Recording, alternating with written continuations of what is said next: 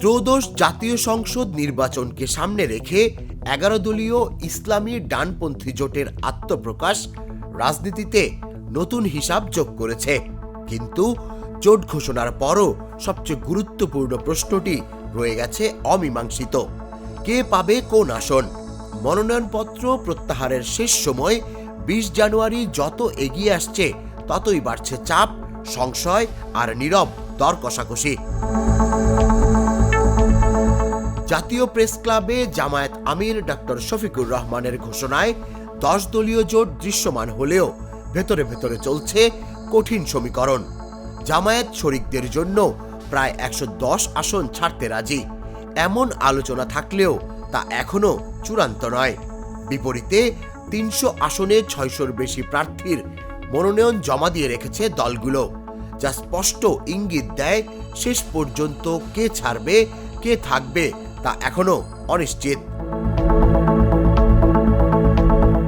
সবচেয়ে বেশি আলোচনায় জাতীয় নাগরিক পার্টি এনসিপি।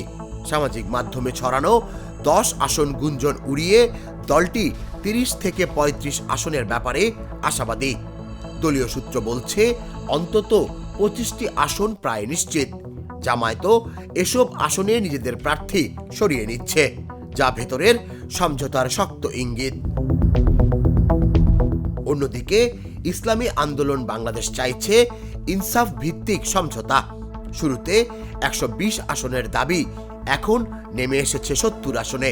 তবে জামায়াতের সঙ্গে ব্যবধান পুরোপুরি ঘোচেনি। শীর্ষ নেতাদের বক্তব্যে অসন্তোষ স্পষ্ট, তবুও ঐক্য ভাঙার পথে যেতে নারাজ দলটি।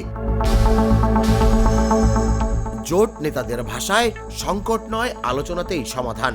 তবে রাজনীতিতে শেষ 48 ঘন্টায় সবচেয়ে বিপজ্জনক। এখন প্রশ্ন হলো, সমঝোতা চূড়ান্ত না হলে ঐক্যের এই জোট কি ভেতর থেকেই চ্যালেঞ্জের মুখে পড়বে? সেই উত্তর মিলবে খুব শিগগিরই।